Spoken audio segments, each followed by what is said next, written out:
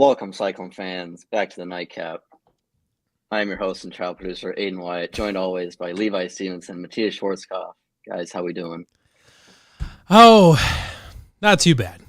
What a time to be alive. There's really nothing going on in the college football world now, so it's kind of absolutely not. A little boring. Yep. How about that ACC Pac-12 merger happening right now, huh? Yeah, seems super serious. Yeah, super serious, guys. Super serial. Yeah. Yeah. Should we bring in our guests?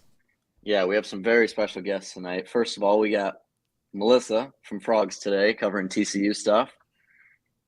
Well, all kinds of stuff. Aiden, wait, before you bring Philip in, I tried to blow the surprise. I have two questions. Number one, did you purposely avoid my last name? And number two, did you say yes? Yeah. Did you say child producer at the top of this? Because if so, I don't know if I want to be. I'm a teacher, so I don't know if I should be on this. That's the running bit. Yeah. Okay.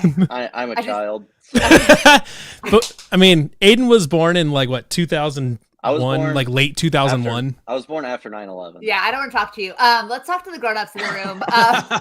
Also, are these your parents? Because then I want to call CPS as well. So I have a lot of concerns. You should probably just do that anyway. Yeah. But I'm here, so I guess we might as well just. And he's also stranded in Atlanta. I think his parents might have left him there. Who knows? Yeah. I thought you were his parents. Well, they abandoned me here. Yeah, we did. We left him. And by his parents might have left him there. We did leave him there. All right. Anyway, our next guest, reoccurring guest, first time since the last time we had to worry about conference realignment from the 10-12 network, Phil Slavin. First time since the last time. So I get it. So this is going to be an annual thing since I expect this is going to continue about once a summer, some major blow up. Sure. Okay. You're like the Hulk. We call you when everything's going to shit, but otherwise we just kind of leave you alone. Philip Smash. Yeah. I am curious who looks younger, Aiden or New Kansas State commit Avery Johnson. I can't quite figure out which one looks more like a fifth grader. And Aiden, can you pull up Avery Johnson? You mean Sunshine? Sunshine Jr.? Sunshine? It's not. It's the hair's there. It's just the hair. Because it's like kind of his hair's kind of blondish, isn't it? Yeah, any blonde, long-haired quarterback just immediately is Sunshine in my book. Because unlike, I feel like Trevor Lawrence is like exactly Sunshine. Like I feel like if anybody's gonna be called Sunshine, it should be Trevor Lawrence. He's no longer a part of college football, though. But he's also no longer at college football. So that's. Well, I know you're young, so you won't know that reference. That's from a movie from your parents. Yeah.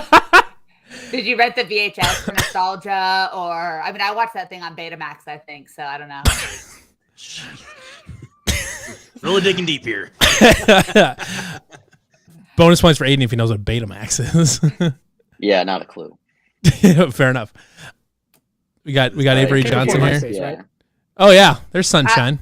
Yeah. He is Sunshine. I can. You know what? I get it. I get the Sunshine. He's more smiley than Trevor Lawrence is. Yeah. And he actually looks like he's thicker too. We're objectifying now a 17-year-old. I'm uncomfortable. I'll say there's a certain line here, Melissa. And you might need to. Yeah, I need to step hop back on the other side of it. Yeah, get me backstage. All right, I'll say this fucking blows. Can't wait for him to be a disappointment in Kansas State. So I'm just kidding. That would be a shame. That would be a darn shame if he wasn't any good at Kansas State. Who's going to be the bigger shame? Kansas State's 4-star quarterback or Texas's 5-star quarterback recruit? Which one has a better chance of being successful? No. No. Nope. Yeah. No thanks. Are you asking me which? Are you asking me which Texas 5-star quarterback is going to flop first, or just in general? That's a good question. It's also a fair question. Okay, Archie Manning's highlights look like he's playing against junior high kids. That's because he is. His division is terrible. Yeah.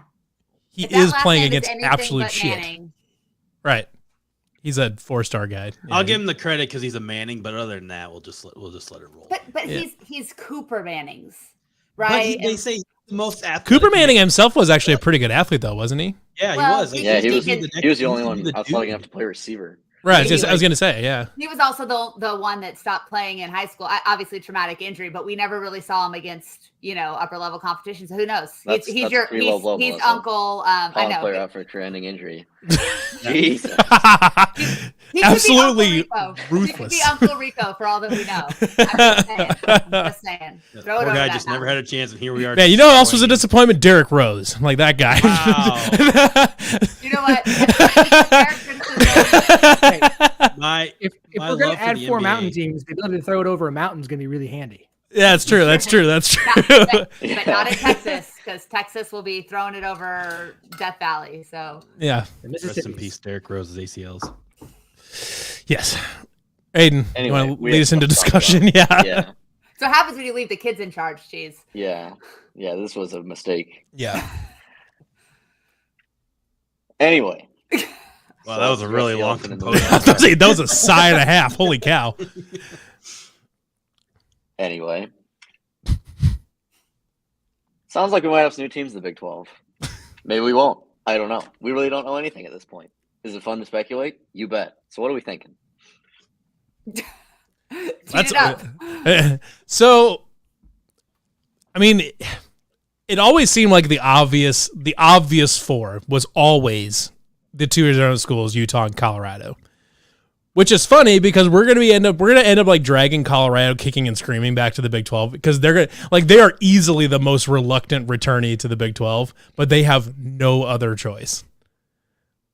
Utah's being I'll be honest, Utah's being pretty pretentious about it right now, but Colorado seems like they're going back kicking and screaming. I have a new hatred in college football, and dude, Utah, fuck them guys, man. I was respecting the hell out of them, and then I started reading their message boards and their fans on Twitter, and they're all like, "We went to the goddamn Rose Bowl." I'm like, "Well, you didn't win. Nobody fucking cares." You know who else went to the Rose Bowl? Iowa, and that went super good, or whatever. Listen, we should talk about that for the next 15 or 20 minutes. By the way. I was at that game. The minute that Christian McCaffrey made his first cut, I looked over at my brother-in-law and said, "This one's over." And lo and behold. But as someone who has a long history with Utah, TCU Utah had quite the rivalry in the Mountain West. Let me just say, welcome to hell, everybody. Welcome to hell. Fantastic. Yeah. Also, underrated, like it's redeeming quality about bringing Utah is now we get the Holy War in conference, so that's pretty cool. Amazing. But also I thought UCF was going for the record for fastest making me hate that fan base, but they at least waited till they got in the conference first, whatever. And now Utah's really trying to take that crown. The worst part is I tweeted something about Utah and it kind of took off a little bit. And now I have Utah and BYU fans fighting in my mention for the last 3 days. Yeah. It will not stop. It is not ended. I will be honest, I didn't have any preconceived notions about BYU fans, but most of them that I've interacted with have actually been pretty cool. Oh, love BYU fans. I said they've been pretty cool. I've got no qualms with BYU fans at this point in time. I will create qualms because that is my job, but no.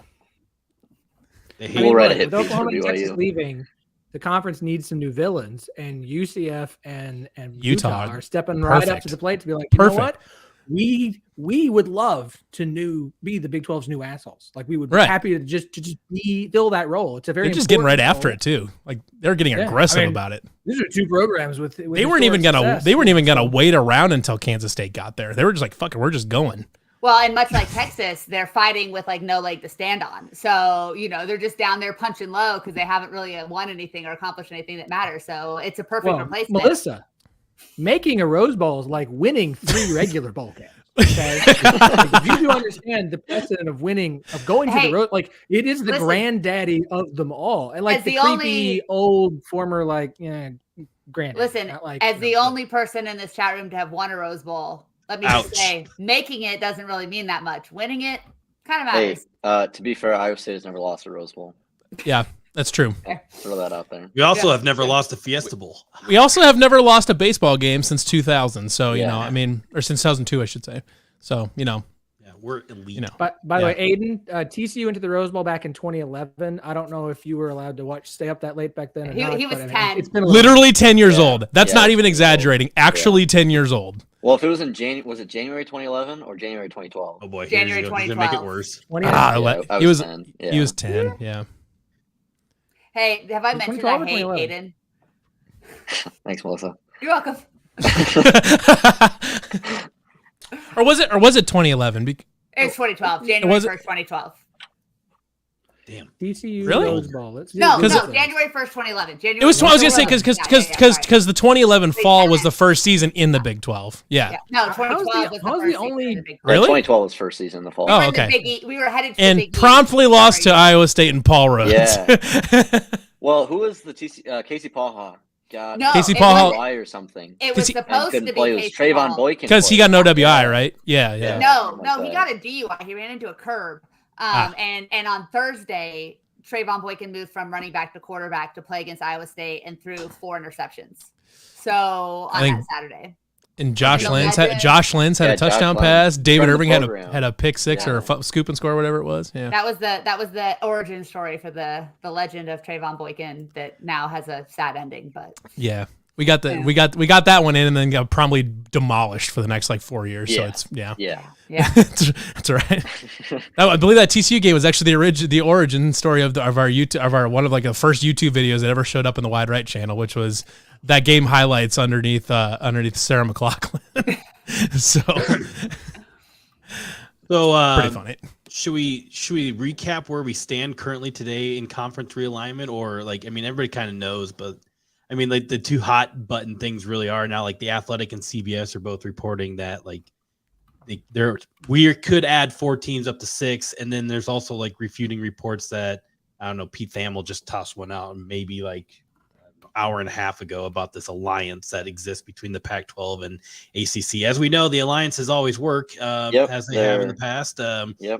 And always just do a handshake agreement, never sign an actual contract. Yeah, that's how you do real contracts. Dennis Dodge reported on this again last night too, and now Pete Thamel kind of tossed it out again, but that they are discussing a TV partnership that would air some Pac-12 games on the ACC network, blah, blah, blah, this, blah, blah, blah, that. Basically, it seems like almost a last-ditch effort for the Pac-12 to kind of save themselves, but on the other hand, there's a lot of smoke about these 4 teams wanting to bolt to the Big 12. So, well, it sounds like the Big 12 met with all 6, correct? Depends on who you want to believe. Allegedly, yeah. Matt Brown, extra points, made the perfect point and has talked about this time and time again. The number of people who actually know what the hell is going on is very, small. Very small. Yeah. Okay? It is university presidents, because that's who make these decisions, and conference commissioners, and maybe some people on the Big 12 board. It's not even really the ADs either. It's no, ADs. It's above the ADs. They can be involved if the president wants them to be, but this is why you're getting so many conflicting reports about things. Is you've got PR side from Big 12, you've got PR side from Pac-12, and you've got journalists, and it's not the shot at the journalists. They're going to use the sources they have. But the problem is we're talking about sources that know people and have access to the football program, the basketball program, people around those, but that's not who's involved in this. So you're getting sources who are hearing things. They're telling but they're also out of the loop. There are 5 people reporting on this shit who I actually trust their reporting. Well, look at how USC and UCLA bolted with, and nobody knew a thing until it already happened. These things are things are under such tight. They're so closed door. Nobody knows anything. Well, it's the same with OU in Texas. We didn't know till some A&M guy found out, and the A&M AD or president found out and leaked it. Right. And John Wilner, there's Pac-12 news. If John Wilner says it, it's gospel. I'm gonna believe it. And so look, I buy that the Pac-12 and ACC are talking to the Big 12. I get that the 2 scorned lovers of the alliance have teamed up together to try and save themselves because they both know they're terribly. ACC is this is going to happen to us. We've got to not allow this to. We got to get more money at the same time. How do we do that? Pac-12, and it's weird to say the Pac-12. We talk about the Pac-12 like it's one big gorilla stomping on buildings and things, when it's really just Pac-12 leadership is doing everything it can to keep these teams from leaving. And I think that includes Oregon and Washington, because they know they can't have this conference fall apart, because they're screwed until they can get, if and when they can get a Big Ten invite. But if the other 4 mountain schools leave, Oregon and Washington are I don't think that when is an inevitability. I think it's definitely an if, because it seems like all of it's an if. Well, yeah, right. But I guess what my thinking though is where I'm coming from is there seems to be this prevailing option that Washington and Oregon are such good brands and such good football programs. Historically, anyways, Washington's obviously been a little bit down, but historically, Washington's a very good football program or whatever, and they're two of the top 20 most valuable programs in the country or whatever, that it would be like a no-brainer to add them to the Big Ten. Obviously, the Big Ten would have to shirk their AAU requirement. Is Washington AAU? I know Oregon's not, but I don't remember. I don't think either of them are AAU. Yeah. So they would have to. They both have their own good academics or whatever, but they're not AAU or whatever. So the Big Ten would have to shirk their their unofficially official AAU requirement. But the Big Ten. Go ahead. I was going to say the other part of that too is that you're assuming that USC didn't have some handshake deal in place with the Big Ten to say you're not adding this program. Right. USC can theoretically say we're not a 5-year window or 10-year window or whatever else, which I'm almost certain that USC said, I don't want a West Coast infringer. I want to own this space. And that would make sense for them to do. You don't go to the Big Ten if you're USC, without getting kind of whatever you want on the way there. They were in the same position as Notre Dame.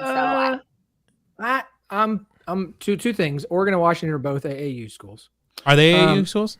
Yeah. I'm going to push back on that, Melissa, because in my opinion, USC needed the Big Ten more than the Big Ten needed USC. USC saw what the Big Ten schools were going to get, what the SEC schools were going to get, knew how screwed the Pac-12 was and what they were going to end up with. They needed the Big Ten. They reached out to the Big Ten, if I remember correctly. They reached out to the Pac-10. If that's the report. Fox wants this to happen because they want those schools in the conference that they own 61% of the network rights to. Like, I don't think USC. That's like saying Texas is going to show up to the SEC and get to. Well, you can't bring in. Nope. We are the Big Ten. You are invited to come here. You don't get to tell us what we want to do. If we want to add some more West Coast schools, I think Notre Dame could. I think Notre Dame could potentially make that request. That is the only school that has the leverage. Because Notre Dame has the leverage over the Big Ten, but the Big Ten does not. But USC does not have leverage over the Big Ten at all. But let me push back on that too a little bit. I don't think you're wrong in that sense. Except here's the difference: the SEC already had Texas. They had at A&M. So they already had access into that facility. If you want to get the West Coast, you need to torpedo the Pac-12. And the only school you take from the Pac-12 that torpedoes that conference is USC. And so they probably can't go in and be demanding and act like they're, UT. But what they can do is say, we want a 3-year or a 4-year or a 5-year grace period. And I think they could probably come to the table on that because USC, look, California is a professional sports state. It is not a college sports state. That has become so much more clear to me being out here for the last year. And it's not that people don't care about those programs, but they don't live and die with college sports the way that I did in Texas, the way that people do around different parts of the country. Right. And it's not the only game in town. And so, well, as a Stuart Mandel's famous quote goes, they can go to the beach. It's just such a dumb thing. That's not it. It's a preposterous explanation. Preposterous explanation, but it's not the end all be all. You're not building $100 million high school stadiums like you do in Texas, right? So, right. But what USC is it's usurped its region while still owning one of the 2 or 3 most important markets in the country, right? And I don't think that markets matter. Okay, that's unfair, Nathan.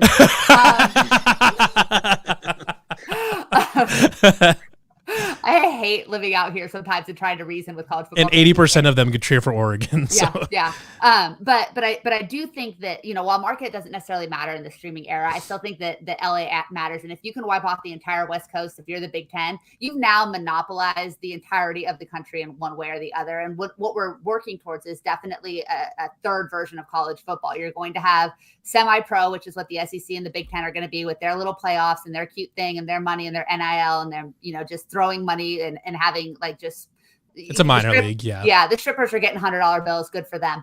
And Atlanta is going to be popping off. So great. But then the rest of us are going to be relegated to whatever this new version of college football is. And so, I think to kind of go back to your prior point, if you're Arizona State, Colorado, Utah, you're looking and saying, which leadership do I trust more? Which school has a better base? And weirdly, the Big 12 is kind of in that power position. But at the end of the day, the 2 most valuable properties on the board are Oregon and Washington, and it's not close. And so if the Big 10 doesn't take them, where they go determines where we want to be. So as a TCU fan, I'm saying if Oregon and Washington come to the table and want to join the Big 12, get them in, do whatever it takes, give them an out clause in 5 years. I don't care. If they don't come to the table, if I'm those other 4 schools, do you stay with the big dogs and hope, or do you defect now and know that you're still on kind of an uneven playing field?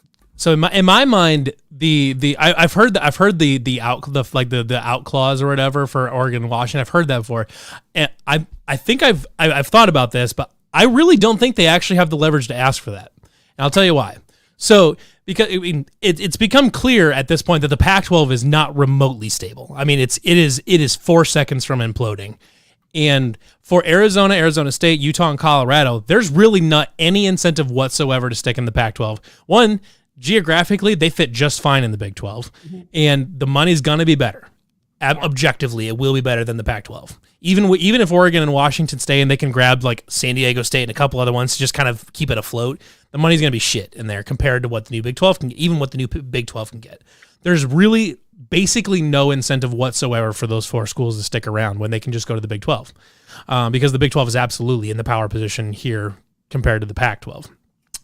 And when you have that, so you have the two LA schools out. Now you have those 4 schools out. What you have left in the Pac-12 is Oregon, Washington, Oregon State, Washington State, Cal, Stanford. That's nothing. Who are you going to replace? There's San Diego State's a good football program and not much else. Basketball. Basketball kind of, but that doesn't matter. I mean, as a brand, they're nothing. They're nothing.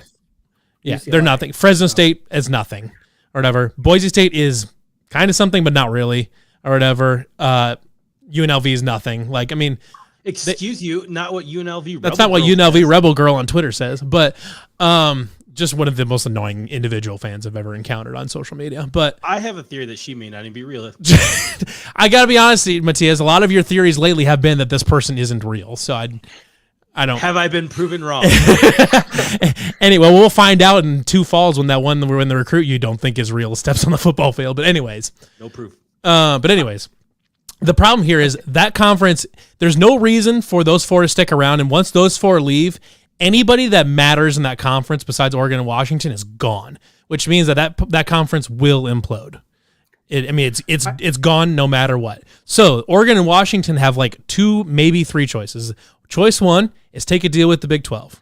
Choice 2 is wait around and hope that both Notre Dame decides not to do anything and decides to stay independent, and the Big 10 decides to change their stance on expansion, which they have been apparently fairly reluctant to do. They're not in a hurry to expand unless they found the exact right schools or whatever, and they have to come begging to the Big 10, which Oregon and Washington would do, but the Big 10 does not seem like super eager to expand like way outside of its footprint unless they can get like an absolute humongous fish like USC or whatever. So it's not like there's an automatic ticket to the Big 10 just waiting there for them. And the Pac-12 media deal is up in 2024. They're renegotiating. They've got 30 days. Come on, like the Big 12 will get a new TV deal. We don't know that the Pac-12 or whatever will even exist to get a TV deal. So they can't just sit around and say, well, if we don't get to the invite to the Big 10, we're just going to stick around in the Pac-12. If they do, I mean, they're dooming themselves to a tremendous pay cut. So what is their option left? The Big 12. The option left is the Big 12, which they already have 4 of their former conference mates in, that they can have a nice division there where they can play a whole bunch of people they're really familiar with. They can get a bigger paycheck than they would have gotten in the Pac-12. The clear best option for them, unless the Big 10 extends an invite tomorrow, which is not going to happen, the best option for them is very clearly the Big 12. And pretty soon, and the longer they wait, the less bargaining power they have. So the longer this goes on and the longer Notre Dame just kind of sits and kind of flirts with the Big 10 but doesn't actually do anything, Oregon and Washington begin running out of options, and their options are absolutely on a timer right now. And if they don't get into a new conference or into a conference that has a stable TV deal going forward that's going to make them money, they're going to be in huge trouble. I mean, Oregon will still have money and Washington will still have money. But if they only have 10 teams, they're gonna have to rename the conference something stupid like the Pac-10, and we know that just wouldn't. I mean, to be honest, the biggest point of failure here was not calling the conference the 12-pack. That was the dumbest decision that they made this entire process. They could have called it the 12-pack. Got a beer sponsor, and we're all happy. Anyways. Okay, so I got a question for everyone here. So a year ago, we were in the exact same spot as the Pac-12, maybe even a worse spot since we were down to 8 teams, not 10. What do you guys think is the difference? I mean, we're all pretty much sold on the idea that the Pac-12 is going to be folded by, I don't know, the end of the month or something. I don't know. Okay, so Philip, what do you got? All right, dude, end of the month thing. Look, I understand this stuff moves really, really quickly now compared to what it used to. Like, used to you had 10, 15, 20 years. Now it's year to year, but it's still year to year. Like, I don't think we're suddenly going to see the next massive shift take place in a month. Like, that. Right. If you said Notre Dame joined the Big Ten, I think the four teams moving from the Pac-12 could happen by the end of the month.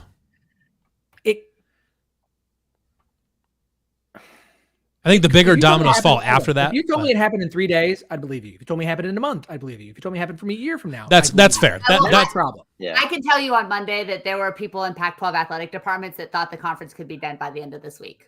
Well, that's what the Big 12 thought. So this my is the question same is, process that the Big 12 went through teams. So there's a lot of the same things of very heavy reaction. Right. Same machinations are happening. Right. Absolutely. And it took 51 days from when we found out Oklahoma and Texas were going to leave in the Houston Chronicle to when they even added 4 new schools. So understand that timetable alone, it's going to take a while for the 4 Pac-12 schools to consider coming over, because this isn't the same thing as you getting an invite to the Big Ten or a G5 school getting an invite to the to a Power 5.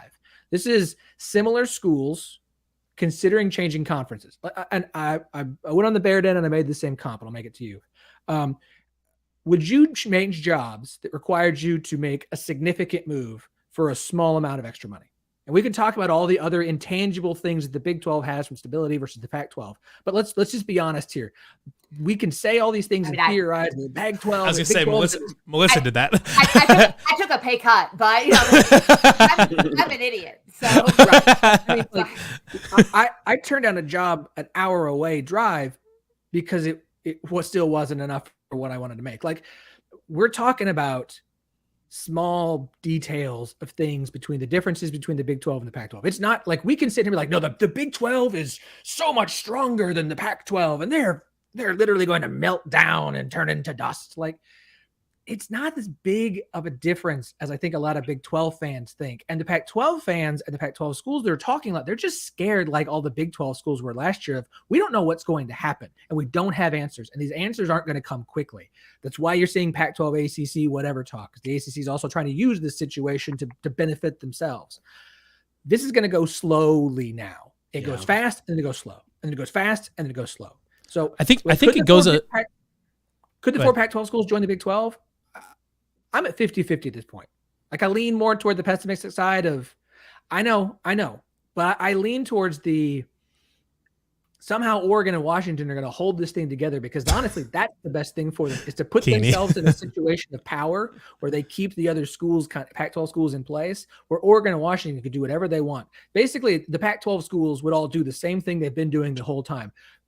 Attaching themselves to USC, who screwed them, attaching themselves to the Big Ten and the ACC, who screwed them. Now they're going to attach themselves to Oregon and Washington, who are going to screw them eventually. That seems likely, but I mean, it's like trying to convince someone to break up with a girlfriend you know is bad for you. You can tell them time and time again, but until they figure it out on their own, they're just going to keep sticking with them until they finally go, this was a bad relationship. Why didn't you guys tell me? We've been telling you for years, but you do what you want to do.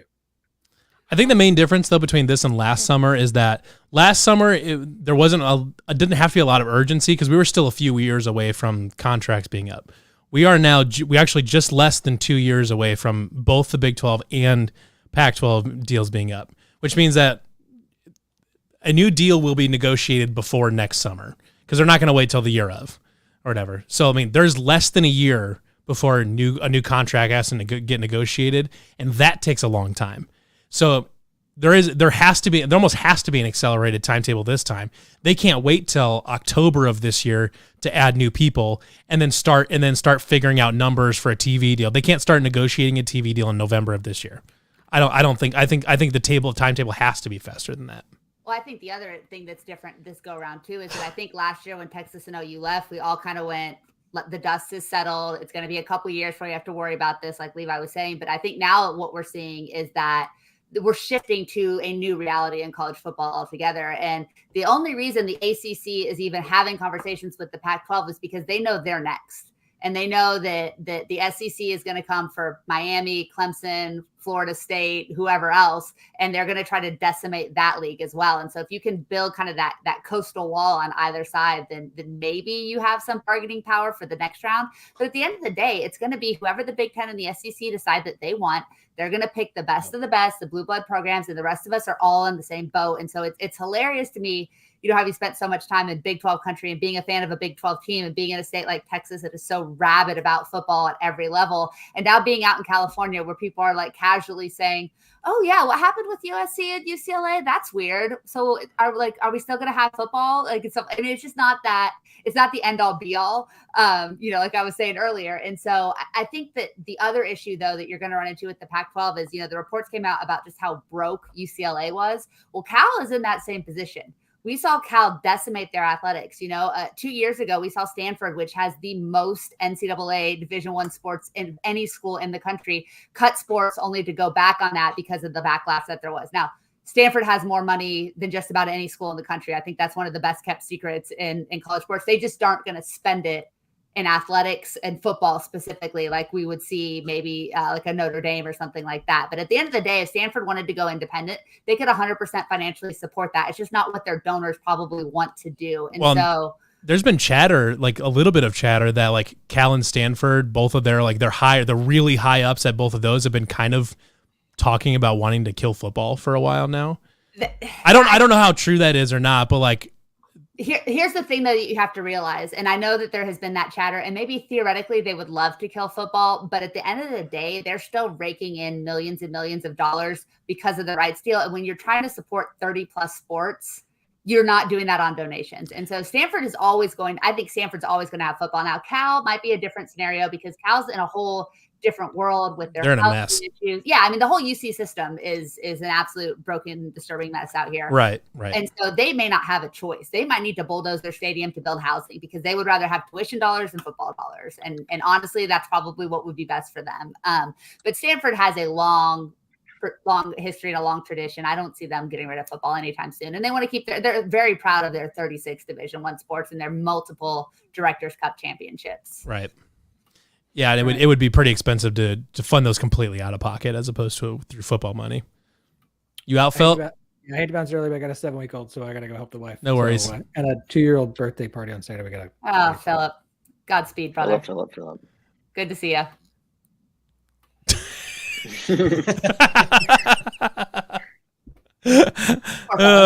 Classic. Classic Philip. So, and that. Philip is going to the Big Ten, by the way. That's why. Yeah, Philip's going to the Big Ten. Yes, he's been relegated.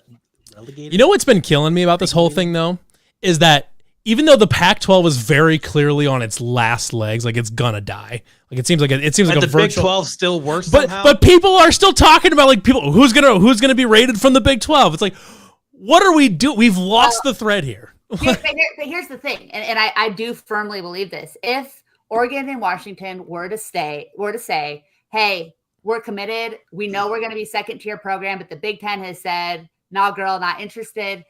Would you rather be in a conference who's had 2 flagship programs like Oregon and Washington, or would you rather be in the Big 12? Like from a strictly like what you could negotiate standpoint, where your flagship program is. The new Big 12 is still going to have a bigger paycheck though than that Pac-12. I don't know.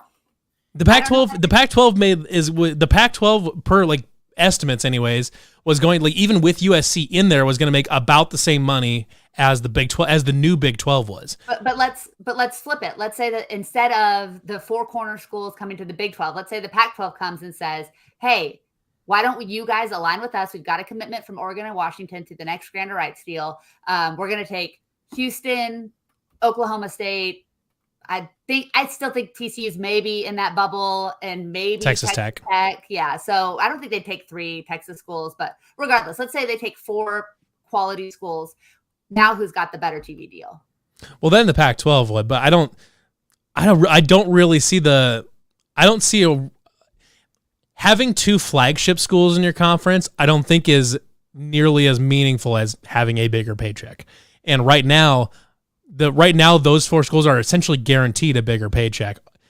As long as they stay where they're at, they're basically guaranteed a bigger paycheck than rolling the dice and going to the Pac-12 or whatever. Because they would probably get a bigger. There you go. Most recent estimates has a Big 12 at $50 million, Pac-12 that's $20 million. That's a huge. That's 40%. The thing with that though is like I don't know if anybody like these are just people are just tossing out the word estimate pretty loosely. Like nobody really knows. Nobody knows. Yeah, TV estimates, and I don't think. And the more I sit here and think about this, and I really shouldn't think about it as much as I do, but I don't think the Big 12's revenue in dollars from TV is going to be quite as good as everybody thinks it's going to be, and I don't think the Pac-12's dollars is going to be quite as bad as everybody thinks it will be as well. So, like, I think I'm going the other direction. I actually think that the Pac-12's reputation has been damaged enough out of this that I think their number will go down. I think their value isn't going up. It's only going down. No. Let me push back on that because Baylor is getting record numbers of applications every single year. Reputation doesn't mean shit in college football. And winning matters. Right. But the problem here though is that they just lost USC and UCLA, or the two biggest brands or whatever, and not only do they lose those people watching USC and UCLA, the five other people that also watch the other schools or whatever, like that you're losing not just USC viewership. But this is exactly what was used against the Big 12 a year ago. Right, exactly. Right. So I just like I don't know because I don't think that I went to TCU. I love TCU. I don't think the DFW market means shit to people anymore because they don't need the DFW. They don't need TCU for DFW because they have Texas, they have A&M, they have Oklahoma. And there's a little bit of difference here too. Is like Oregon and Washington could leave any day. We all know that, but Texas and Oklahoma left the Big 12. That like took out the biggest two names out of the Big 12. Like everybody else was kind of like had their strengths, had their weaknesses. They're kind of in that bubble. They're all on that same level. Like some other conferences might take others more so than some other teams that we have in our team or conference. But the Pac-12 still has Oregon and Washington still sitting there behind, and that's still very two big names in college sports that the Big 12 didn't have. So that they're like maybe adding a Boise State away from being right back and like, hey, we're just fine. Boise State is nothing. They could spin it that way, though. I mean, that's just the same thing we're doing with BYU, Houston, and. But BYU has a fuckload of fans that they can throw in. I mean, like their fan base is enormous. Look at it this way: so it's like UCF, it's Houston, who nobody watches. It's Cincinnati. They're good. They're nice programs, but all of UCF is a long-term play because their alumni base is huge and it's young. So like they're a long-term play. But at the end of the day, we could add those four schools without the conference changing because none of us are that much better than any of those four schools. Yeah. And when there are people all across the country and the world that tune into Oregon football. Yeah. Light years above. Yeah, they have the most T-shirt fans of any school outside of probably Texas, Oklahoma, and Alabama, right? And so that name, that brand, Phil Knight, Nike, that carries kind of weight that we can all only dream about. And so to me, that's why what happens with Notre Dame determines what happens with Washington and Oregon, determines the future of college football, which is such a terrible position for the rest of us to be in. We're waiting on the Irish. I think... I don't think there's any chance though that the Big 12 number is lower than what we think it is because one, nothing ever gets cheaper. Two, there's more players in this now than there was before. There's more people bidding for football broadcasting rights because right now ESPN and Fox are the only two companies that own football rights going forward. CBS owns nothing. NBC has Notre Dame and that's it. CBS we know wants to stay in college football. We know NBC would probably like to expand their inventory. We also there's a lot of noise that Amazon wants to get. Well, we already know that Amazon wants to get into football. They picked up an NFL game. Yeah. They obviously want to get into football. That's another buyer. There's speculation, anyways, that if Washington, wherever Washington ends up, Amazon/Apple would be involved there. Or well, Amazon would be Washington. or whatever, and if Stanford ends up somewhere, then Apple may be in play there or something like that. There's a lot more bidders now. When you have a lot more bidders on this type of stuff, especially tech companies that, there's ESPN rich and then there's tech company rich. They have more money than God or whatever. They if they want something, they will overpay to the moon and back for something. But that's going to be a short-term play too, though, because I mean, there is an appetite for football, obviously, but we've seen what's happened with the streaming services and how we've gotten so deluged with so many different options. At some point, that bubble has to burst, right? Especially because it's tech and it's Silicon Valley. But I mean, like Amazon Prime is a little bit different though, because it's such an all-encompassing thing. It's not just a video streaming service. There's such an all-encompassing thing with Amazon Prime. Hey, you get free Grubhub Plus now as of today. So nice. if Grubhub doesn't exist in my town, but that's fine. But that's cool. You're in Cascade, nobody cares. That's exactly why. Your Grubhub is where all the pigs go to eat, right? Or the cows or whatever else. Ha! I made a farm joke. She really is related to Stanford. There you go. Such a California person thing to say. Hey, California produces something like 70% of the country's produce. So we are actually a farm state too. So Iowa on a per capita basis, Iowa produces more food than California. So well, sure, on a per capita basis. Both of you guys work your ass off to get us fed. So, but my. If you're going to latch yourself to any streaming services, you have to pick Apple or Amazon, and it can't be anything else. Amazon. Apple scares me for sports. Amazon is. I mean, like as much as like Amazon's kind of the evil empire. Like I trust Amazon a lot more than Apple. We'll see with is it MLS? What did MLS? Yeah, Apple's picked up MLS. Yeah, so we'll see. I think the difference my point is with Apple is that there's oodles of money there. Like it's never going to go away. Apple's never going to die off. And that's my point though, with these tech companies getting involved with trying to pick up college football broadcasting rights, is that they can and probably will be willing to overpay for a conference. For sure. So there's no way that CBS or NBC or whoever, or even ESPN or whoever, is going to get the Big 12 on the cheap. That is not going to happen. They're not going to be able to get anybody on the cheap. Right now, they've got the ACC by the balls because the ACC is apparently the worst negotiator on planet Earth or whatever. But that's their problem. That is their problem. Whatever. There's 2034, 2035 that they're locked in. 2036, which I think is when Aiden's old enough to drink. So right. Yeah. Like 2036, but they're only making like $25 million through 2036. I mean, with college football's internal inflation rate, they're making nothing. Like that's why the ACC, even though they're guaranteed for 15 years on their TV deal, is again, they might break up tomorrow because it's such a shit deal or whatever. Right, it means nothing or whatever. So, but right now the Big 12 is in a far more stable position than the ACC and the Pac-12 because everybody in the Big 12 knows all you have to do is sit and wait, and the other two will die at some point or another. Those other two will die.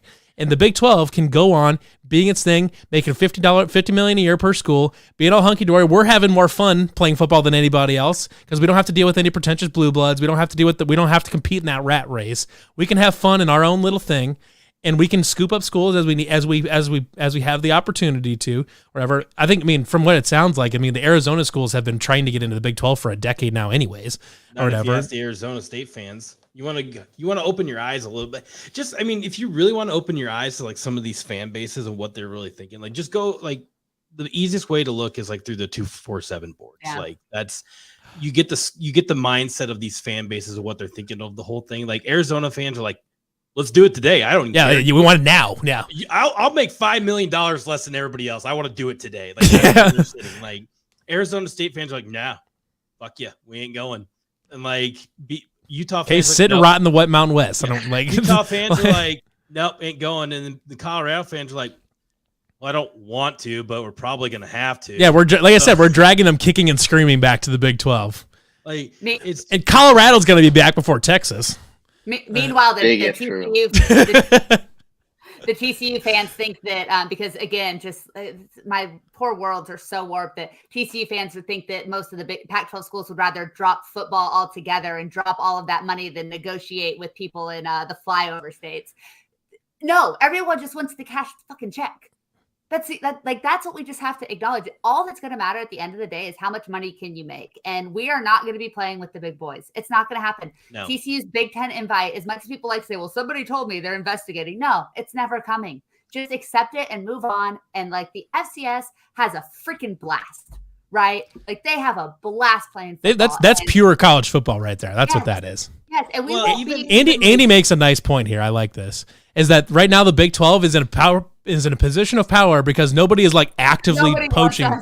Well, it's kind of, but like also it's like nobody's trying to peel apart the conference because ESPN, because Bob Bowlesby got their ass last year. Like his last act as commissioner was to kind of expose ESPN for being a bunch of shitheads or whatever. But and we know Yormark, is that how you say it? Yeah, Yormark. I know, like he's not going to be caught off guard by like TV people going behind his because that's the whole reason he exists in this position. Yeah. He's negotiated TV deals before. He knows these people who are in these companies because he's done it before. Because odds are when he did the NASCAR deal, some of those guys are still in with Fox, ESPN, whatever it may be. He's got he knows what's going on. Like he knows these deals are being orchestrated behind, but I totally lost where I was going to go with that. You know what the Big 12 would be smart to do is to get ESPN because ESPN knows that they do and they don't owe the Big 12 one kind of or whatever, but to smooth that relationship over a little bit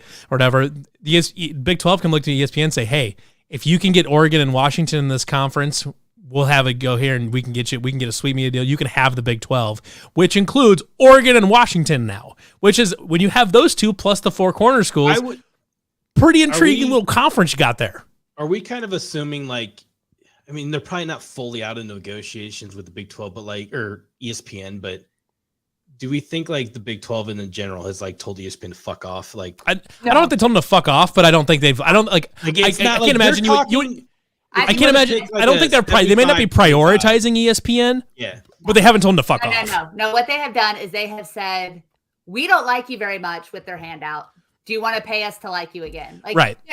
Again, nothing matters except for the bottom line.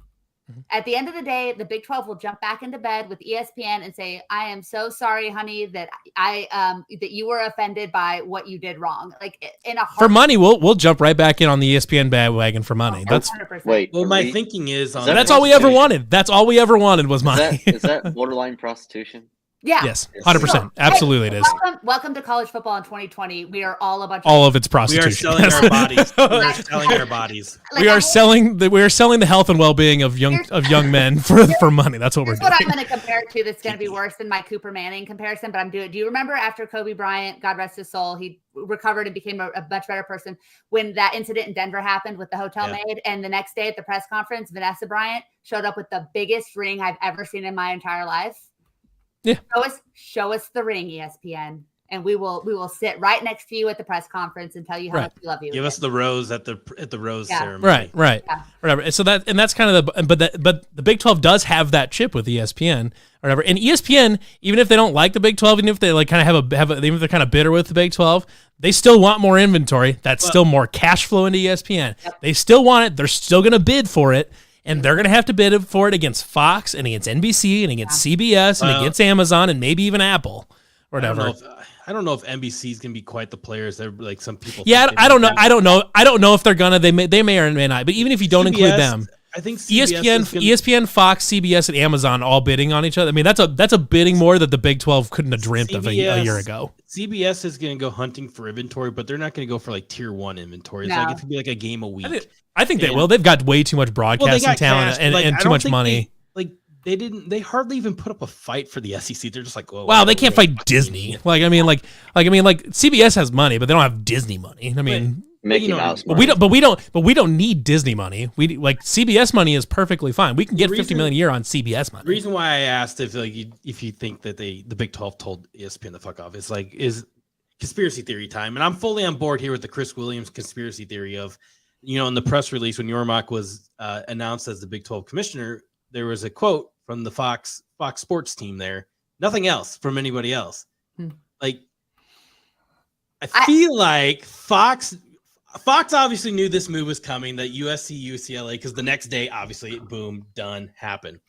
But like, they know like they want something more from the Big 12 because they kind of recouped in the way that they did, and now they're, hey, we can add more to this and make it what we want and still bid on it. And now we have two things against ESPN's and probably going to be a lot more fun than the SEC and Alabama winning every year. What if I don't want Fox? What if I want Jim Nantz calling Farmageddon more than I want whoever Fox's scrub ass announcers? Like, there's like Gus Johnson and like nobody. Like Fox isn't, like, Fox blows. I love like Gus Johnson, like during the Iowa State games, was just like peak like. Well, that's Gus Johnson. You could put it. You could put him on. You could put him on an old potato mic on old timey radio, and he'd sound. You great. could have Gus Johnson commenting a dog taking a turn. Right? Out yeah, I mean, like he could commentate him standing there staring at a wall, and he'd be excited or whatever. Like, right there goes the paint drop or whatever. But like. Give me Jim Nantz narrating Farmageddon on a chilly late October afternoon, all day. Brad Nessler, Jim Nantz. It's like Mark Jones, that delightful NBA commenter, having to comment Sacramento Kings games is like his day job. Like sometimes they're better than that, but we're so glad that they're there with us. You know. Yeah. So I'll take a quick temperature of the room though. So. I feel like it's like 75 down here. It's getting warm. I don't care about your actual temperature. We're going to talk about temperature of our feeling towards the Pac-12 and Big 12 scenarios right now. But I feel like after the whole news broke that the USC, UCLA are going to the Big 10, we all thought, hey, we're doing all right. Things can move in our favor. And then some things started spiraling out, with the mountain schools wanting to come to possibly do the Big 12. And then we're all feeling really good. But now that Tuesday, or today's Wednesday. God, the whole week's fucked up after 4th of July. But it's Wednesday now, and the news was relatively quiet today. So what's everybody's feeling that is this still going to work out in the favor of the Big 12? Obviously, it's been very quiet, and the Pac-12 is fighting for their lives. But mine today was my mind kind of shifted a little bit towards everything just kind of hold and serve, and nothing's really going to happen, and we're all going to be fighting for third place between the ACC, Pac-12, and Big 12. That's kind of where my mind went to today. I mean, to me, the minute that first little inkling of USC and UCLA potentially leaving started to go public, and then, it was so quick that it actually became official. To me, it didn't matter what the Big 12 did because college football was irrevocably changed. Yeah. Right. And from that to me, it's going to be nice to have, to be in the conference that has a better positioning, has better teams. But at the end of the day, we are all fighting for second place. And nobody, whatever's left of the ACC, whatever's left of the Pac-12, whatever the Big 12 ends up being, none of us are that far apart, because I don't know that the leagues and the divisions are going to make that much of a difference with the new TV deals anyways, because I think at the end of the day, you're going to look at the super duper conference, semi-pro football, and then everybody else is going to have to come to an agreement onto how we're going to do the postseason together, what it's going to look like. And I think that there are more changes coming. And so to me, the bottom line is if each Big 12 school is taking home about $35 million a year right now on the current deal, right? Is that 32 to 35? As long as each of us can get that same amount of money so that we can operate on a similar budget, we don't have to cut sports or do terrible things like that. It doesn't matter what the name, what the logo is on the back of the helmets. They just have to find a way to maintain your income and to have some kind of stability going forward so that you're going to have that income. And I think that we are far, far from done when it comes to what the football on the field is going to look like, what the logos attached to the school programs are going to look like 2 years from now. And so I think the changing is going to continue. I feel like the Big 12 schools are at least in a semi-stable position, but that I don't know that we'll all be, playing each other the way that we have for the last couple of years, 2 years from now. I think that the change has only just begun, but at the end of the day, we all just have to understand that we are not going to be a part of the big party, but we're going to have a hell of a lot of fun along the way. Aiden? I think at some point we do need to recognize that the Big 12 did get a little lucky last year.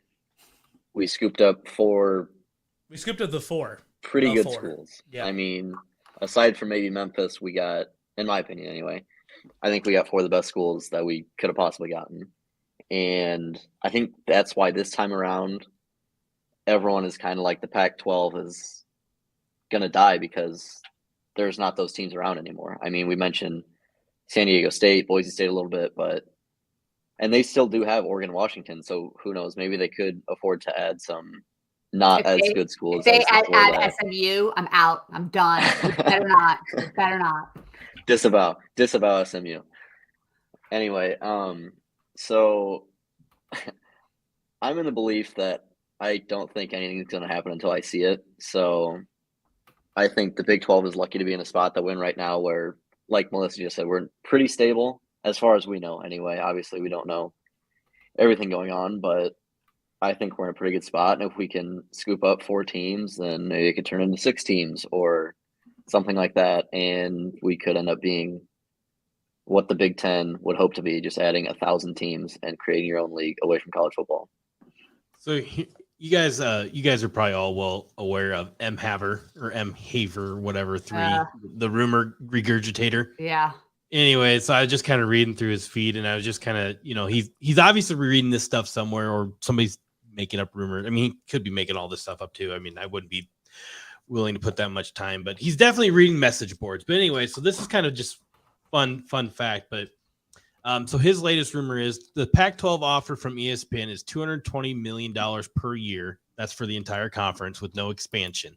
So you're looking at $20 million a year for school. That's terrible. So That's like bad. why, like, even if that was true, no team in the Pac-10 or 12 is going to say, yeah, sure, why not? We're staying for that.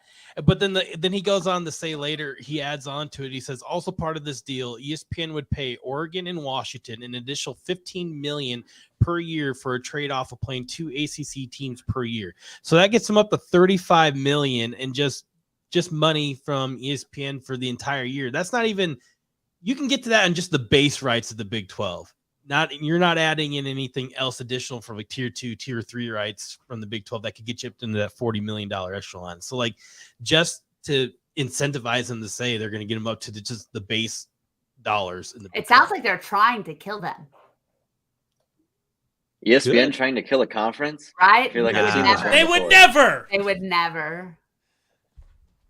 Okay. Wow. I've got thoughts. So where I'm at right now is the Big 12, the Pac-12, and the ACC. You are correct that they are fighting for third place. That's weird. Third place. They're fighting for third place, but the difference is they're fighting for third place in the same way that whatever it is, Iowa State is on the door. And the ACC and the Pac-12 are Leonardo DiCaprio floating in the water, trying to stay alive as long as they can. That's where they're at right now. The Big 12 knows that all they have to do is not lose members.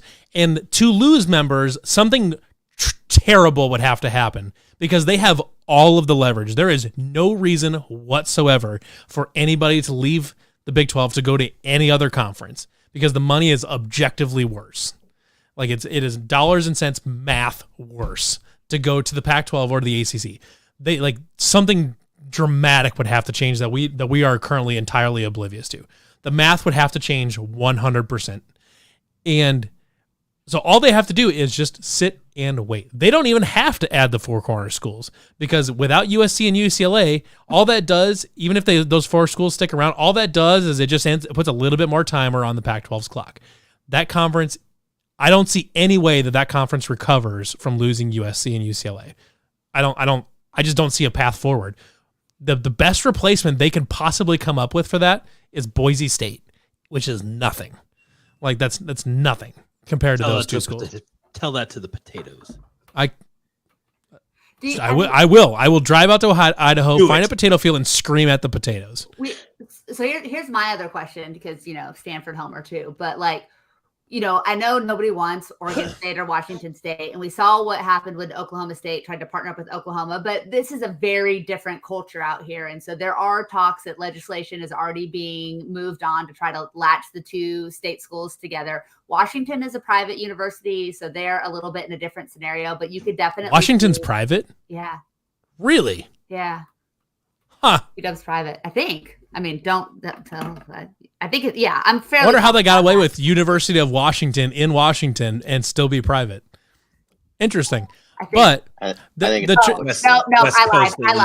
I was going to say, that would be surprising. Sorry, I thought it was a private school. I get I feel for Oregon State and Washington State fans. I do because we've been in the same scenario. I don't know, a half a dozen times, whatever. I get it. I feel for them. I really do.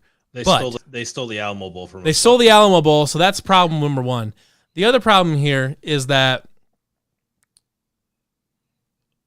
the Big 12 needs right now. We're kind of in an every man for himself kind of thing, or whatever. And you have to protect your own thing. And right now, there's every bit of evidence that we have would suggest that adding Oregon State and Washington State would devalue the conference on a per school basis. It would theoretically add a couple $1 million to the total gig, but it would still, when you divide it out, the payout per school goes down. That's every bit of evidence that we have would suggest that. So while I very much feel for Washington State and Oregon State fans, they unfortunately hitched their wagon to USC, who fucked them. And now they might hitch them to Oregon State and Washington, and they might get screwed again or whatever. And it sucks. Stanford? But so Stanford's different, though, because they have more money than basically, like you said, the only one that can match them dollar for dollar is Notre Dame or whatever. And they can go independent. I don't think that's a terrible option for them. The Big Ten might try to get Stanford to as kind of bait for Notre Dame. I don't know if that would even work because unless they somehow got Stanford on a thing where you can only play Notre Dame if they're a conference opponent or something. I don't even know how you could possibly sneak that language in there. But I've heard that the early conversations though, where Notre Dame has also said because they want to play in California, and so in addition to USC, they'd want Stanford. And I think if Notre Dame goes to the Big Ten, I think Stanford's kind of almost. I think they'll just get thrown in there as a +1 type of thing, or whatever. I don't know if Stanford really adds much value as far as the total contract goes. They don't in football, but they do in so many other ways. Yeah, right. They do it in research, donation. They don't add value to the football product, but they do add value to the conference, which is really what the Big Ten. I mean, that's a priority for the Big Ten, is adding value to the conference as a whole. Can we talk about value for a second and how dumb it is that the two greatest schools in the universe, Iowa State and TCU, might not necessarily have a seat at the table, but schools like Rutgers and Vanderbilt, garbage. Yeah. And I mean, to be honest, like if you're not Ohio State or Michigan or maybe Penn State in that conference, you got to your position out of sheer dumb luck. Yeah. Like, I mean, that's what it is. Iowa, Minnesota, Nebraska, kind of Nebraska, but Iowa, Minnesota, Wisconsin, Northwestern, Indiana, Purdue. I mean, not Wisconsin, but like the other ones, you are there and you are in a position of power out of sheer dumb luck and the success of your conference peers. And because your conference peers are perfectly happy staying where they are, and they're not. I don't even know how to describe Texas, but like I don't want to be Vanderbilt, and Vanderbilt is the closest comp for TCU. And I don't think Vanderbilt wants to be Vanderbilt. Yeah, but if TCU was in the SEC, TCU would probably be Vanderbilt because what we went through in the 80s and 90s and the early 2000s before Patterson finally kind of elevated the program, we wouldn't have ever recovered from that. And so, I mean, that's kind of, I guess, what I've come. The acceptance that I have right now is that, we've seen it with NIL. Everyone said, oh, TCU's prime position to really capitalize on NIL. And they're doing some nice deals, but there is no TCU alum that is rich enough and dumb enough to say, I'm going to automatically pay every offensive lineman that signs in my recruiting class $50,000. Right. Just for showing up. And we lost the Reuben Owens battle to Louisville because of whatever Adidas gave him. And we lost Zach Evans to Ole Miss because of whatever money he was given. And O'Shawn Mathis, God bless that kid, took a car one day and entered the transfer portal the next. So too many guys have been burned around TCU. And so we are not going to compete with the kind of dollars that you're going to see in the SEC and the Big Ten. And so why keep trying to be Rutgers or Vanderbilt or somebody else and instead go and actually play for something?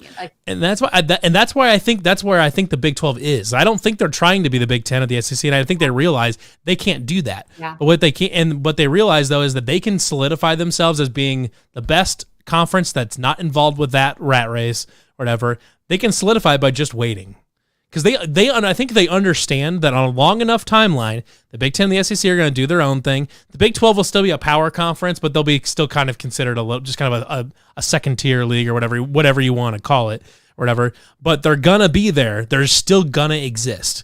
The Pac-12 and the ACC right now, the betting odds against the Pac-12 are enormous, and the ACC doesn't look good either. I mean, the ACC just seems like a lame duck. I mean, they're there because they are. They're there because the buyout is huge right now, but all they're doing is they're waiting on enough years to go off the contract before that doesn't mean anything. So it's like, Well, and actually, if enough ACC members leave, the whole conference just dissolves and nobody pays a buyout anyways. Yeah. So but nobody's trying to do that to the Big 12. Nobody's trying to peel apart the Big 12 anymore. So the Big 12 has a stable core that has incentives to stick together as long as possible. There's an incentive for everybody involved to stay together because they know that eventually everybody else that's not the Big 10 and the SEC is going to collapse because they're going to get picked apart. And the Big 10 and the SEC aren't going to want every single team out of these conferences. And the Big 12 will be more than happy to vacuum up everybody else. And that's great because we're going to be the third conference there. We'll get, in a 16-team playoff, we'll get 2-3 teams in and we're going to be fine with it or whatever. And that's just what we're going to do. Well, and the other part of that too is that at this point, if let's say the ACC or the Pac-12 or whoever, or the Big 10 or the SEC came calling for TCU or Iowa State or whoever else, those schools are going to say yes in a heartbeat, no matter what. Yeah, I mean, I firmly believe if the Big 10 called tomorrow, Iowa State would be gone and be gone 5 minutes later. But the thing that happens is if Iowa State goes to the Big 10 tomorrow, it doesn't change anything about the Big 12. No, and that's the thing is that there's no one member that you can pick out of the current Big 12 that just ruins the conference. It's awesome to be just average. That's the beauty of it is that there is no single linchpin that there's no single Jenga block that you can pull out of this tower to make the thing fall down. You could make the conference better by removing some teams. I don't know if there's a team in Manhattan, Kansas somewhere. I don't know. What are they even adding? Yeah. There's your thing. They'll be like, you know what? We pulled this out and we can put I don't know, anybody else there and it'd be fine. Okay, Fun story about the two Kansas schools here. So I'm looking at the rank of average viewers per football game in 2021 of the Pac-12 and Big 12 schools. And this is ranked nationally, but they just picked out the Big 12 and Pac-12 teams, the ones that are remaining. So if you had to guess today, where would Kansas State rank nationally in viewers?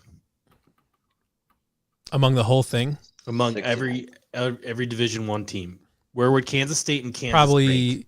Kansas State would probably be in the 30s or the high 30s maybe, and then Kansas would be somewhere in the 50s or 60s. I'm going to say Kansas State's in the 60s and Kansas is bordering around the century mark. So Kansas State ranks at number 50. Wow, that's a lot lower than I thought. 5 spots behind them is the Kansas Jayhawks. Wow. That's embarrassing for Kansas State. Holy cow, where are we at? Before I talk shit, where are we at? 27th. Really? Whoa! Let's go! I don't even want to know where TC is, do I? 41st. That's not bad. That's not bad. So here's how this. Well, that's what I'm saying. For as small a school as TCU is, and as a small alumni base, that's great. Oregon is 10th. Yeah. Oklahoma State is 22. We're only 5 spots behind Oklahoma State. Then comes in Iowa State at 27, Cincinnati at 28. Nice. Baylor 30, Utah 37. Ahead of Baylor, that's good. Washington 38. Then it goes West Virginia at 40, 41 TCU, 42 BYU, 45th Tech, 46 Stanford, 47 Arizona State. And then it goes Kansas State, Kansas, Washington State at 59, UCF at 63, Colorado at 64th, Arizona 67th, Oregon State at 69, nice. And Houston at 74 and California in dead last at 76. Ouch. So what'd you say Kansas was? Kansas State. Kansas State. 50. Wow. Imagine not being in the top 49. Absolute poverty. Now this is more you love to see. I don't know the source on where this list came from. Somebody just compiled it. Doesn't matter. It's gospel. It's big game boomer, isn't it? It's definitely big game boomer. It doesn't even honestly doesn't matter where it came from. It's gospel. Okay, wait, but so while we're on the subject of Kansas State, the Big 12 preseason media poll comes out tomorrow. Over under on 4.5 Kansas State's placement in that poll. For the ranking. Ooh. Over being 1 through 3. Lower. Yeah, 1 through 3. So higher or lower. Yeah. Well, it's okay. So Oklahoma's gonna be 1. No, I think Texas is gonna be 1. I think Texas. Yeah. Texas really? Okay. Oklahoma and Texas are gonna be 1 and 2. I think Oklahoma State will be 3. Then Kansas State. I think they're gonna be top 4. Yeah, I think they will be too. I think Baylor's gonna be 4. Kansas State will be 5. Maybe. Either way. And then TCU 6, Iowa State 7. State is going to be pegged as the dark horse sleeper of the entire conference. all preseason long. Adrian Martinez may be the most overrated football player in college football. Doesn't matter. The media doesn't care about that. But the best quarterback, according to the preseason media poll, the best quarterback in the Big 12 is Spencer Sanders. Nobody's gonna. Who has a good quarterback? I was pretty good. We think we do. I don't know. Have you met Hunter Deckers? I mean, seriously, come on. I was going to say, how dare you slander Hunter Deckers? Yeah. We don't. I mean, but there's never. I can't remember a year where we went into a Big 12 season where nobody knows shit about their quarterback. Really. I mean, the problem is we know who Spencer Sanders is, and the problem is we think we know who Max Duggan is, but it's a whole new offense, so who knows? We don't have any idea about Quinn Ewers. We don't. So like what? Gary Bohannon? Like no, it's going to be Blake Shapen. Yeah, I have no idea who that is, but I picked him as my Big 12 quarterback of the year. Did you? Because I think he's going to light it up at Baylor. They're replacing a lot, but that defense, that offensive line are so freaking good. Baylor, to me, I think is I hate it. I hate it. Returning all your players from a good team is not. That works out well. Yeah, honestly, returning all your players from a New Year's Six team doesn't always go that well. Oh, I lived through TCU 2015 as well, and TCU 2016, and 2018. So I know that. Are you flexing on us right now? Because honestly, if you want to get into the football suffering race, we're happy to get into the mud with you there. Okay.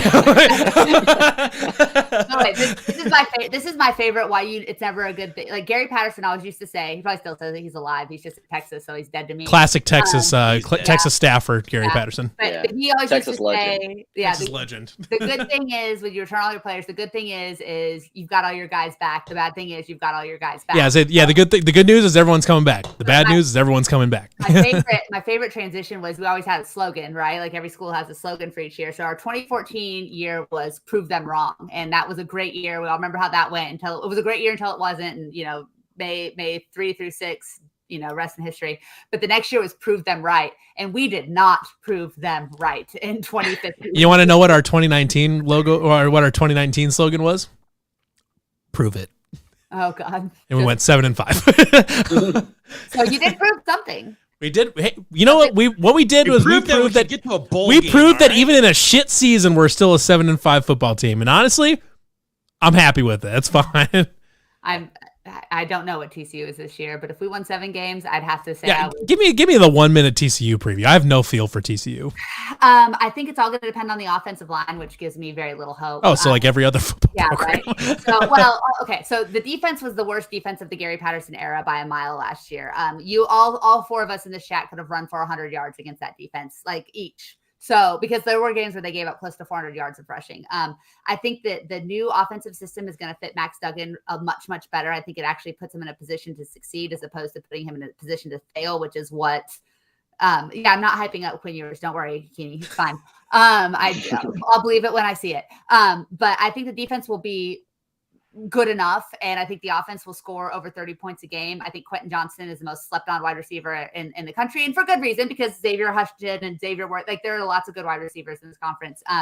To me, I think that we all have way too much hope right now, and that if TCU wins 8 games, it would be an absolute shock. But as long as they can get to and win a bowl game, you have to look at year 1 of the Sonny Dykes era as being a success. And I think as he gets his guys in and Joe Gillespie gets caught up to the P5 level, I think TCU will once again at least be competitive in the new Big 12 and have a shot to win it every 3 years. And I think that that's what you're going to want out of that group of however many, I don't even know how many teams, 12, I guess it's going to be again, right?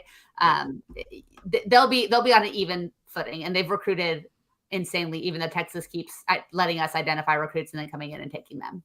Are we meeting in Fort Worth for the game, or? I think I'm going to try. I put it on my request list to fly down. So, yeah, I'm planning to be there. We're doing it. I'm going to eat my body weight in barbecue. Perfect. Matthias, are you flexing your credit card right now? Are you actually, what are you doing here? Would you just wipe your face off with a credit card? They were sitting here and I got What? I had them sitting here because I was, whatever. They're in my hands. I'm fumbling with stuff. So what's the day of the game here? I need if I can make it. Honestly, Matthias, if you can go, let's just road trip down to Dallas. It's the Saturday. Well, don't go to Dallas because you'll miss. Oh, it's on it. Well, yeah, I have to own Jamie and drinking games again. You don't, yeah. Yeah, no. This is why. See, when I buy plane tickets, I just buy plane tickets to California. It is the Saturday after Thanksgiving, so. If they move it to Black Friday, I'm screwed. As long as it's on Saturday, I'm going to be in Mexico. Close enough. You know? I mean, that's not that far from Texas. Yeah, it's true. I guess I could just roll up there. Yeah. The wall is not built. Don't worry. So you can just right on over. Yeah, there you go. Melissa, I got a question for you about Sonny Dykes. Yes. So you mentioned your hatred for SMU. Yeah. Was it hard to kind of be like, all right, Sonny Dykes is the guy? Yeah, well, I think it wasn't even about his time at SMU, even though like he refused to win any quote unquote big game when given the opportunity. I think it was more, it was such a predictable hire, you know? And so, and I will say, and again, totally through purple colored glasses, I am a homer. I have no problem admitting that he has done everything right to get TC fans to buy in. Literally everything, like from what he's done in the community, from how he's opened up practices, for the access that he's giving media. Like Gary was so closed down. It was Fort Knox trying to cover TCU football, and Sonny's the complete opposite. And he's the kind of guy that everyone's kids are up at the football offices, and you want to talk to anybody at any given time, he is absolutely open to doing that. He makes all of his coordinators available, which was the only time that we ever talked to Sonny Cumbie was after that terrible SMU loss 2 years ago, the 2019 loss, or I guess that was 3 years ago. And he literally sent Sonny out there to face the Wolves because he thought it was his fault that we lost. So it's a very different situation. And so I'm totally willing to give him a chance, understanding he's probably not going to make us a 10-win team in year one. But don't, Andy, I swear to God. I saw that. Yeah, but that dude also eats grass. So and he also does a lot of other things you're not supposed to do. Yeah. No. So I quickly forgave him for that. I think I had to get over his years at Cal and just remember what Cal is a football program and not blame him. I am cautiously optimistic, but I like the vibe around the program, and I haven't been able to say that for the last 4 years. I think most of us in here, in terms of Iowa State's season preview, I think we're all kind of just get to 6 wins, see what happens. Yeah. I think we've got just to cap off our bit about Aiden being very young. Do we want to play? Do we want to play a game? Let's play a game. Let's do Play it. a game. Let's do it. You have questions ready? I got questions. All right. Well, this is Aiden versus 90. All right. Oh, So the way this works is I ask a question, we give Aiden one Jeopardy theme song worth of time to figure it out, and if you don't, then Matthias and Melissa, you will both get a shot at it to steal the point. Do we buzz in? Like, how do I do this? So I have to buzz in. What do I you do? Can. Yeah, I don't do whatever you. And then he gives us both a chance to answer afterwards. Okay. All right. In 1995, which artist released the album "Jagged Little Pill"?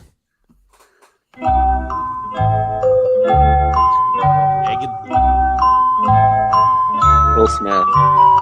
What'd you say? Will Smith? Fuck you, Aiden. And DJ Jazzy Jeff.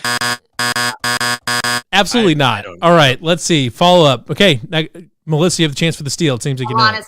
It is Alanis Morissette. Absolutely. I don't know. Bonus points if you know who her drummer was. Matthias? I don't. Yeah. I got nothing there. He's pretty famous. Kurt Cobain. Oh, is it it wasn't Dave Grohl, was it? No. You're close. You're on the right track. That was Nirvana. Yeah, you're right. Of course you're right. You would know that. Yeah, I can't pull it. The answer is what? Go ahead with your. The answer is Taylor Hawkins was his drummer.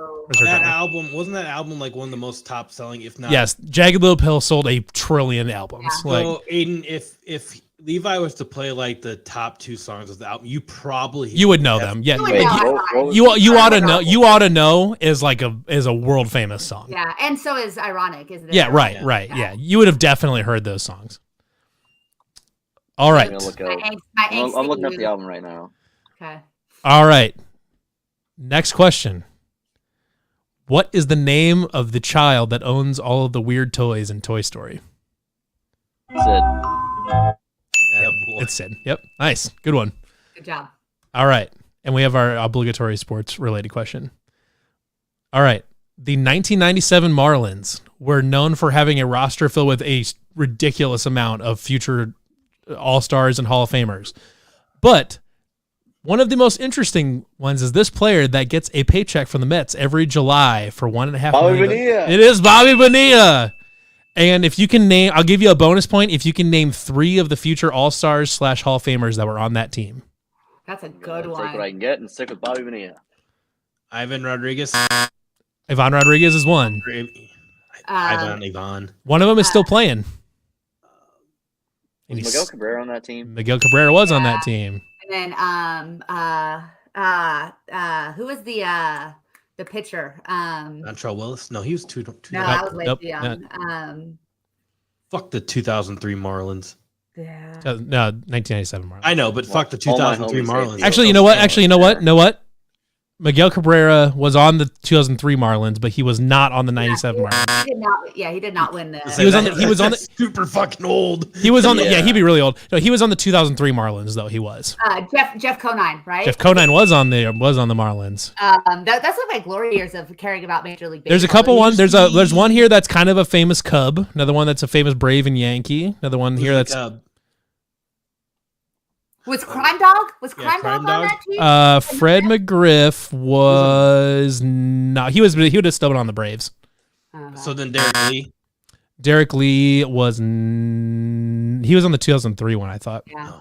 I think he was on the 2003 Marlins. Sacramento's finest, Derek Lee, went to high school about 3 blocks from my house. Well, you said kind of famous Cub was on that 97. So a short. There's a pretty well known shortstop. The famous Cub was a left fielder. He wasn't like a Cub for he wasn't a Cub for a long for a long time, but he was a Cub for a fairly famous instant. Moises Alou. It is Moises Alou. And there's another one. He was a right fielder for the Braves, the Yankees, a little bit of the Mets at the end of his career, also the Marlins. Braves. Yeah. That's kind of a wacky batting stance. Yeah. I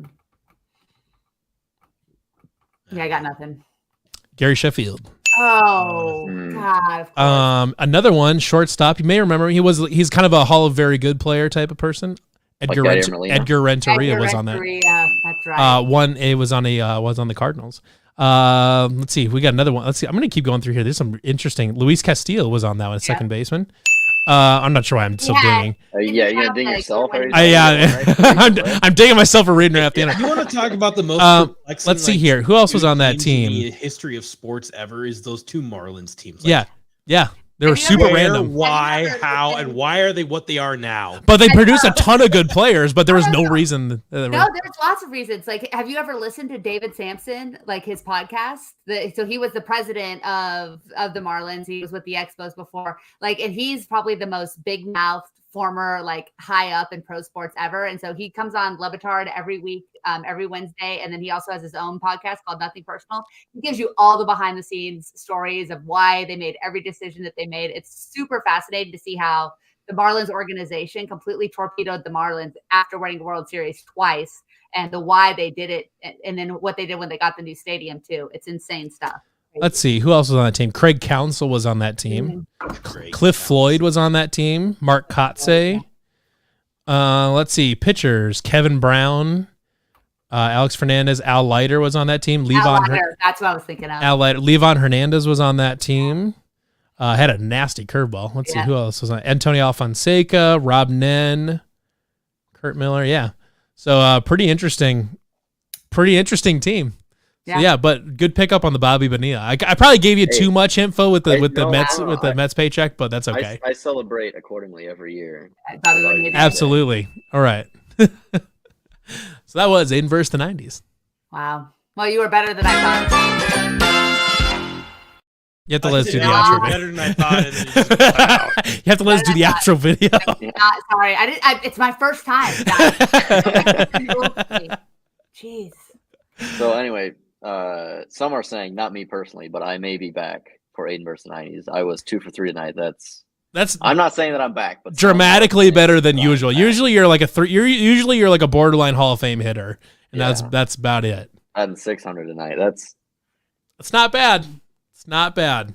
I feel like I probably gave you some easy ones on the movie one. Easy. Yeah, the movie one was fairly easy because Toy Story it's a 90s movie, but everybody's seen Toy Story. Well, and it's also there's been like 3 more of them, and he's been alive for the sequel. But was Sid in all of them? I think Sid was only in the first one. He was just in the first one. No, he was referenced at least once more. Was he? Probably in Toy Story 2 is probably referenced. They move in the second one, don't they? Yeah. Right. But it was the next door neighbor. He made like a cameo or something. Like something like that. In like the last one or something. I don't know. Right. Yeah. I watched Toy Story 4 on the tarmac leaving Iowa when I came up for the game, and I sat on the tarmac for 3 hours trying to get home to Dallas. So that's when I saw Toy Story 4. It was not a great way to spend watching a good movie, especially a movie that made me cry, because I just sat there crying in the plane that wasn't moving. It was great. I still haven't seen Toy Story 4. I should probably watch it. I haven't seen the fourth one either. It was good. It's worth watching. Have you guys seen the memes for the Minions movie with all the kids dressing in suits? Yes. Okay, you know what? I've just been like kind of casually having The Office on Peacock, and they they have an Office trailer that's the Minions, and it's actually kind of funny. It's actually pretty funny. Yeah. The movie is probably not good, but no, it's probably a shit movie. But yeah, the memes around it. Like, can you admit, like how much mileage have they gotten out of the freaking Minions? Like, it's crazy. Like, it's like those and like BB-8 from Star Wars. Like, they just get crazy. And Baby Yoda, like they've gotten an incredible mileage out of these little side characters. I did have some students make a Minions cake and cut the eye out and bring it up to me at school, and I was like, "That's weird." But that is weird. That is weird. Why did they cut the eye out?